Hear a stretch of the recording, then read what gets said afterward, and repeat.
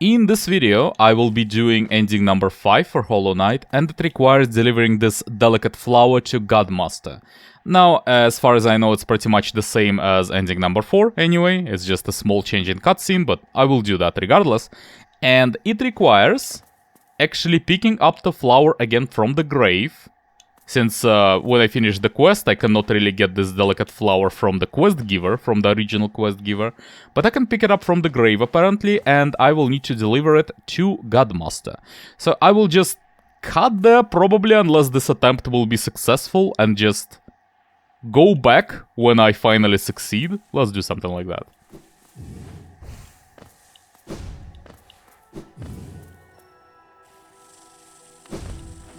So get up. This area is relatively easy. The only issue are those mantises, but you can just bypass them, honestly. It's not really a problem. Something like this, just ignore them. And the rest of this area is not an issue. Well, there is one more mantis there, actually. No? Apparently not. Maybe it's dead from my previous attempt, I don't know. So, get through there.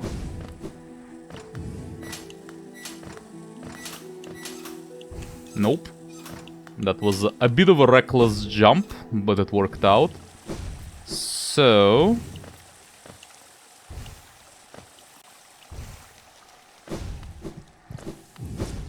this is fine, and we're in Fungal Wastes, pretty much. In Fungal Wastes, we just go right. This area should be completely safe. Just in case, I'll avoid touching acid, even though I shouldn't be harmed by it in any way. Who knows, maybe it is lethal to delicate flower for some reason. So, yeah. This area also is pretty safe, but there is like a creature on the bottom somewhere. I don't remember what it is, so I'll just avoid it, really. I don't really need to fight it. And I also can avoid this mushroom as well, who cares? Then there is a place where I actually died once. Not died, but like lost the flower. It's this place. The easiest way is killing this thing. This thing is just very unfortunate sometimes. Alright. Then I think I'm just continuing to the right. Yep.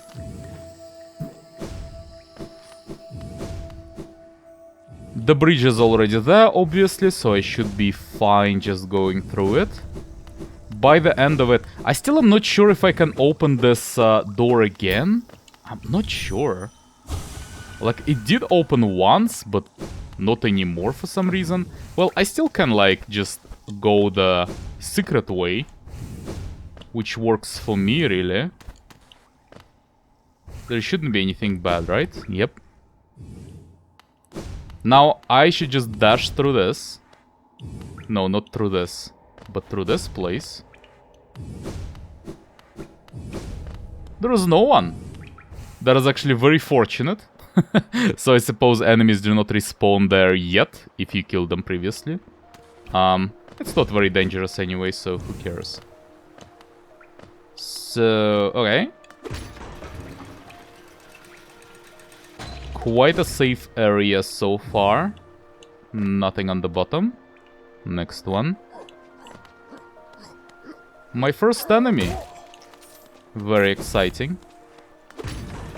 Let's go down, and then there are two ways. You can, honestly, you can go through waterways as well, or you can go from Nailsmith. It doesn't really matter. They are both pretty easy overall.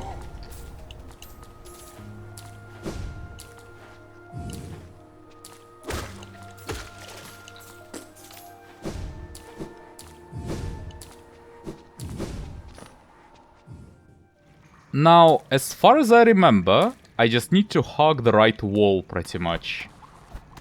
And we're set. I can bounce off of those guys as well. Not really a problem. But yeah, just hug the right wall, and there shouldn't be anything bad whatsoever. Same deal in this place. Just hug the right wall. And we're basically there. Well, that was quite a bit easier than retrying Pantheon. Let's just put it like that. So do I just talk to him and that's it? Yeah. And I can just give him the delicate flower now. Let's do so. An offering, yes. The crawler makes an offering to us. Rare bloom, tiny and pure. No god though, no godliness, but still. What does crawler ask for in return? To touch? Our thick gleaming hide? To see? See the exquisite face beneath our mask? Such strange prayers.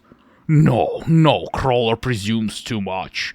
The gift is ours, kept by us, but our mysteries will be preserved. Okay, and that's about it. And now all we need to do, so I assume dialogue doesn't change, right? A bit, actually. Gods, many shapes they assume. This bloom then, a splinter, cast off, refuse of something greater?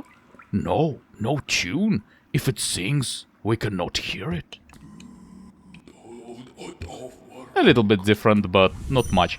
And now all that needs to happen, pretty much, we just need to redo the 5th Pantheon all over again, and that's it.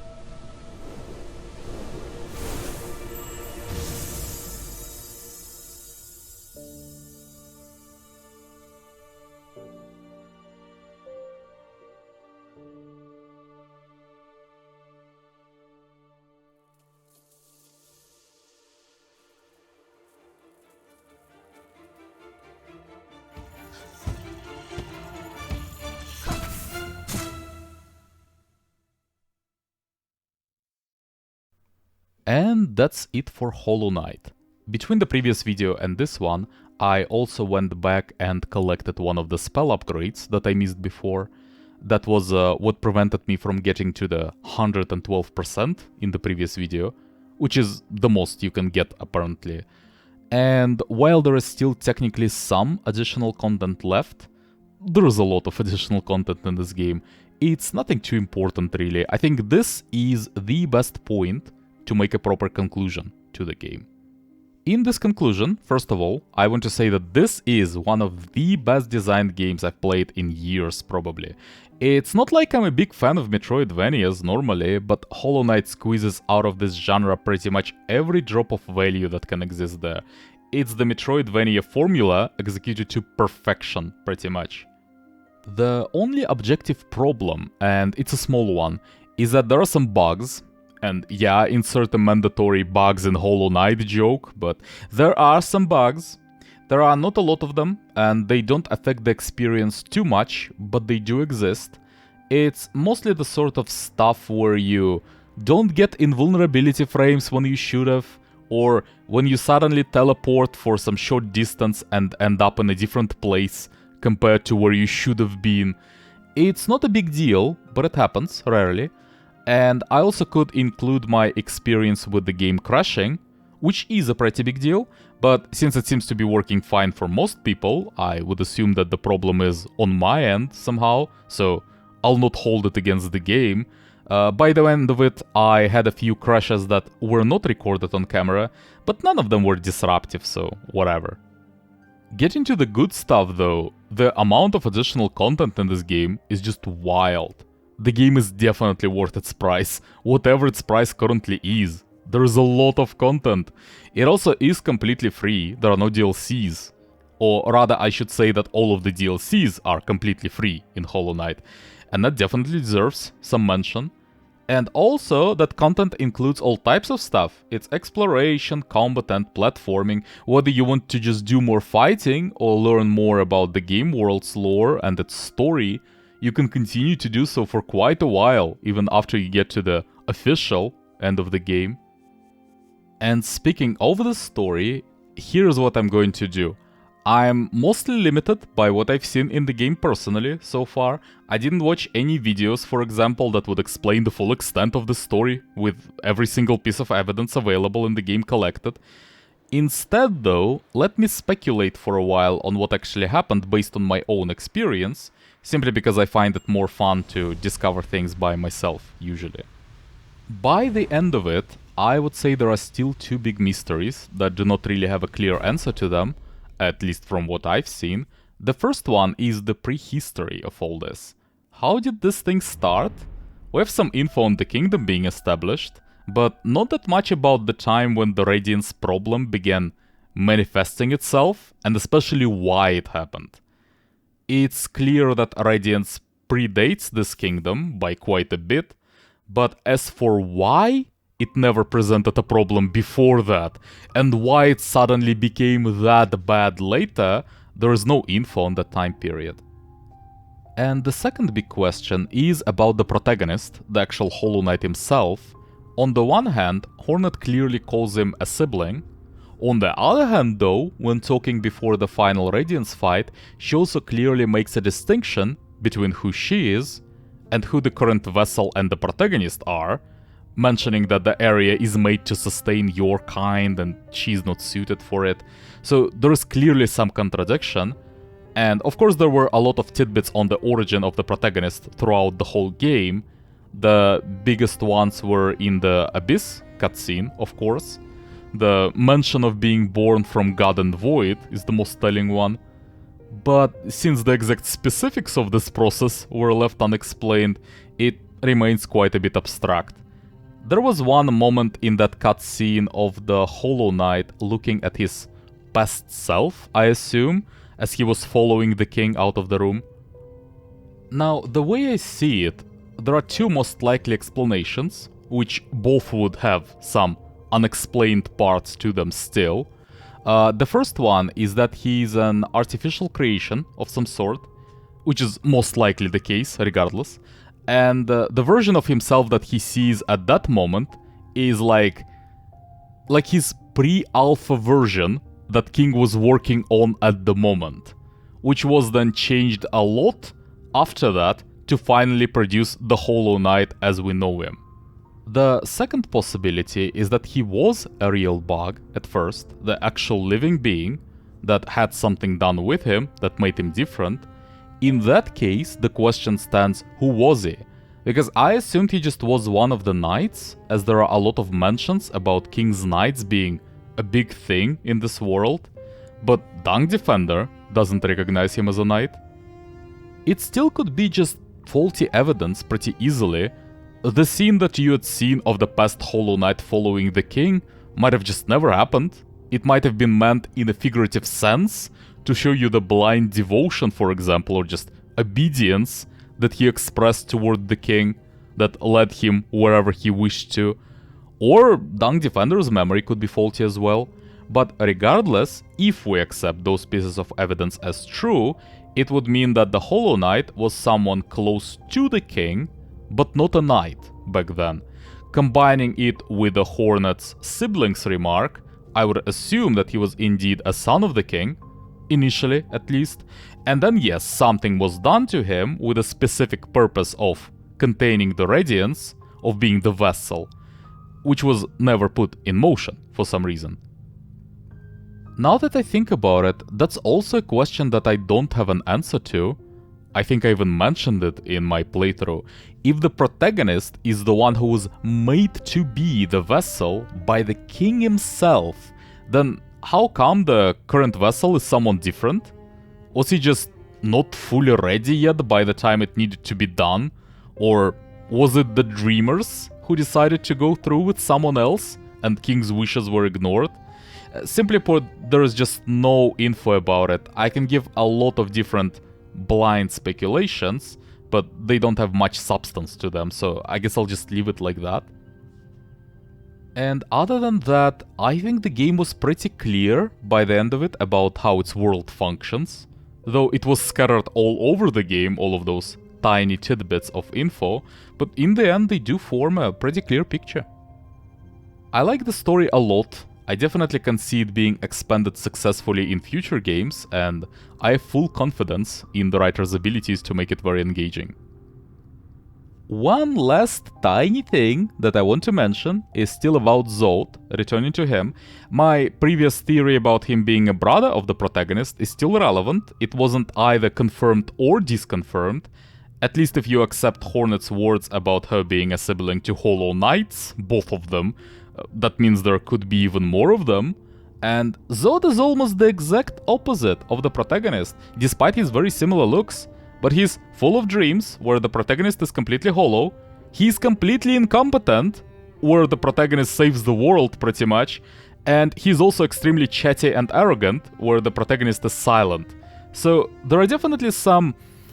I used the word parallels before. It's not exactly parallels in this case, it's more like some very peculiar contrast between them. And considering Zod had mentioned his father at some point, I would imagine it's definitely possible for them to be related somehow. Though it still remains a crackpot theory, pretty much, but, you know, it's possible. Oh, and I suppose I should mention the final ending while we're talking about the story. The short version of how I interpret it is that the Hollow Knight becomes a god version of himself, and judging by the stuff happening in that ending, it's not a particularly benevolent god. So pretty much none of the endings have anything good for him in store by the end of it.